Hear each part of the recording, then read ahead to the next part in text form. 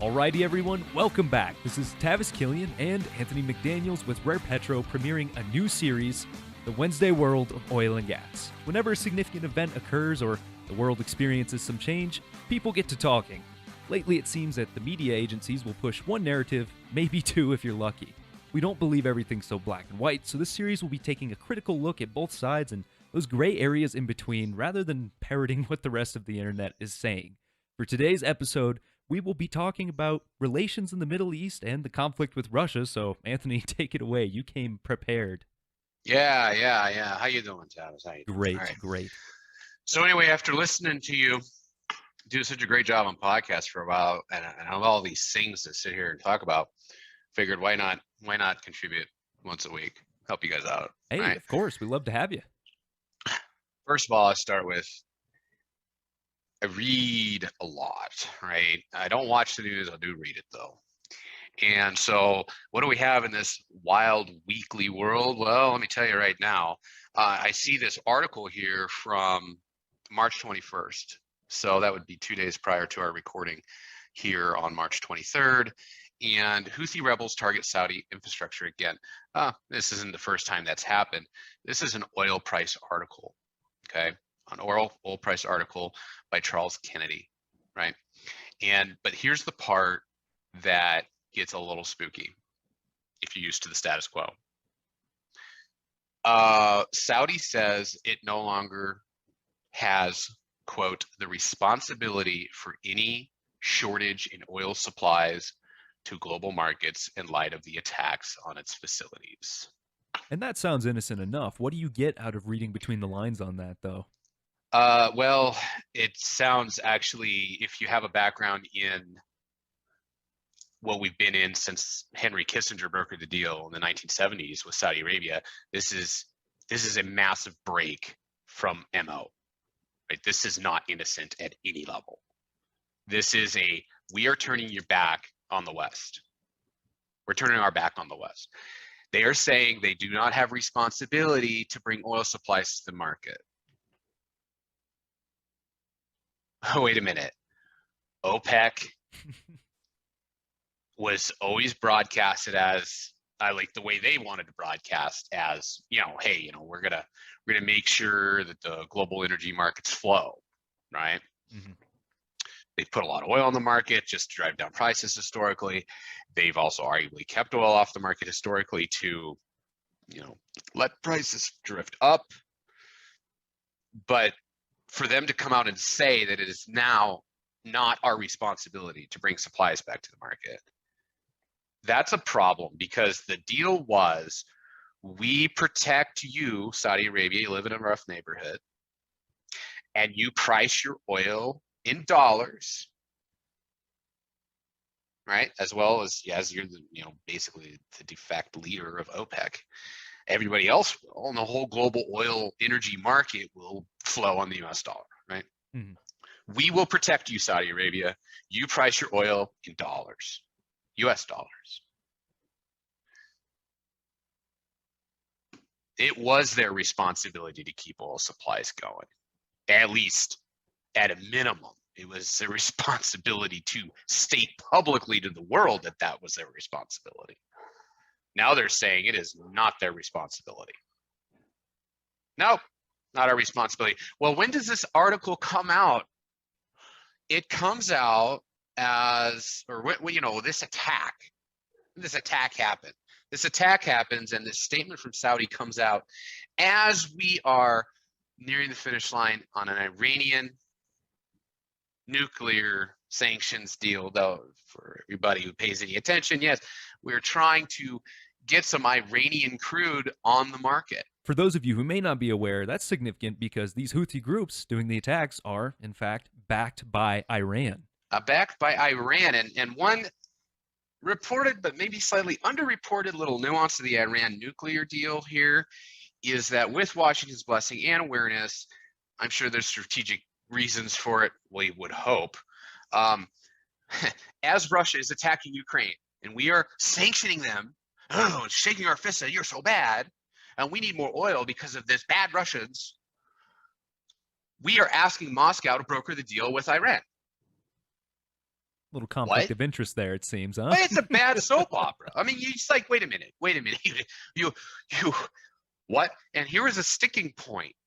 We were so close. And I was like, yeah, there's a sticking point. The sticking point was, and you can go look this up. Anybody can go look this up, right? You just Google it. The Iran nuclear deal. Just read what's been going on. Russia did not. We have asked Moscow to broker this Iran nuclear deal, right? Saudi is seeing us do this publicly. At the same time, they're being attacked by Iranian-backed rebel group. What the heck is that? I mean, it's ridiculous. And so what do we have right now? We have, well, there was a sticking point in the Iranian nuclear deal. Yeah, so Russia basically did not want the sanctions that's been thrown on their country to affect their ability to trade with Iran. So we don't have to be geniuses here. We're going to sanction Russian energy, but we're going to let Russia broker the deal with Iran. And it's only going to go through if Russia can still trade with Iran. So an oil barge shows up in Iran at a port from, I don't know, a country that they're still allowed to trade with. Yeah. Yep. And then another oil tanker leaves a port in Iran to go to the globe. And this has been going on for years. They turn off their transceivers when they're transporting. They'll fake documents. I mean, it's just a middleman, and it keeps it flowing. Becoming more this is just like more bold. We're just gonna say, yeah, sanction our energy. Oh yeah, Russia, we don't want your energy to go. We're gonna hurt you. Hey, can you help us sanction or broker this Iran deal? Yeah, we'll help you guys out with Tehran, but we want to be able to ship stuff to Iran, right? So we don't have any issues with that. There's not gonna be no sanctions on that. Rendering the initial sanctions useless. Absolute baloney. And at the end of the day, I would like to believe some of the narrative out here that, we're really crippling Russia. Man, oh God, I'd like to believe that, but let me tell you something. Germany's got a much bigger problem than Russia. If Russia decides to turn off or significantly turn down energy supplies, a good chunk of Europe, Germany is notable because they're the largest economy in the EU. I mean, there's an article to this too, another oil price article from, what do we got here? We got March 15th. Greater sanctions on Russia could cripple Europe's largest economy. Optimism among Germany's investors collapsed on the fastest rate on record this month, tumbling to minus 39.3. Minus 39.3 from 54.3 last month. The drop smashed economists' expectations, who had been penciling in a reading of 10. Germany is highly dependent on Russia for energy supplies, meaning production could be curbed if oil and gas flows are disrupted. Basically, all of their plants, their entire economy shuts down on a minute's notice if the gas slows down or stops. And they've allowed that with the construction of the Nord Stream infrastructure, right?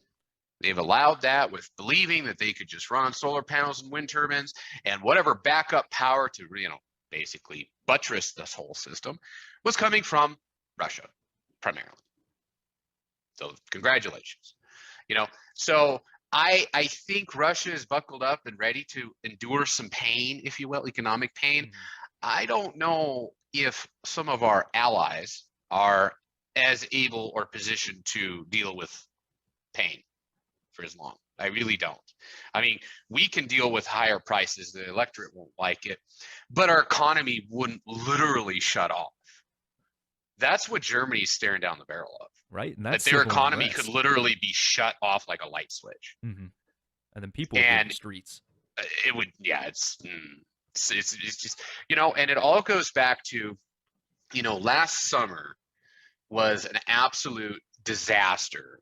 We have, let's like, look what happened in Afghanistan. All right, nobody's arguing that was a debacle. Both sides of the media, everybody on both sides, like, yeah, it was ugly, right? Mm-hmm. Well, here's another thing we announced last summer. It's not the first time we've done it, but in conjunction with how badly we left Afghanistan, which I've heard the Chinese are now using that massive air base that we left intact.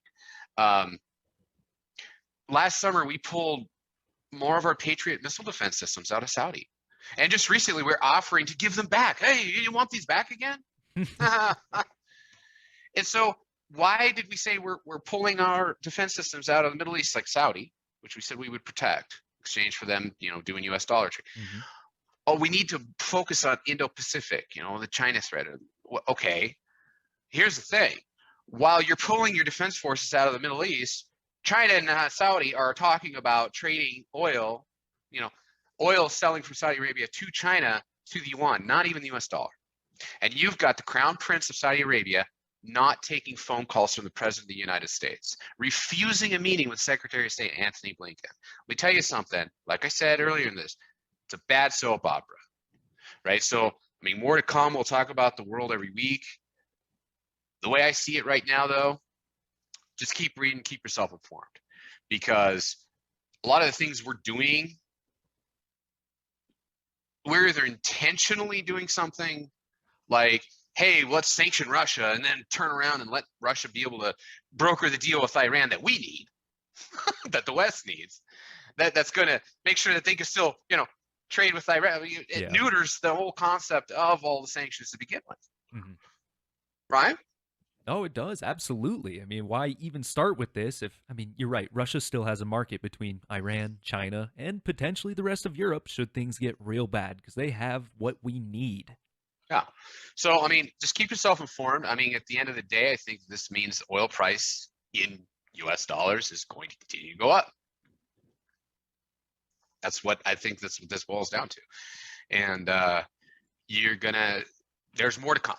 So, next week we'll get back on this and we'll talk about whatever's crazy in the wacky world next week.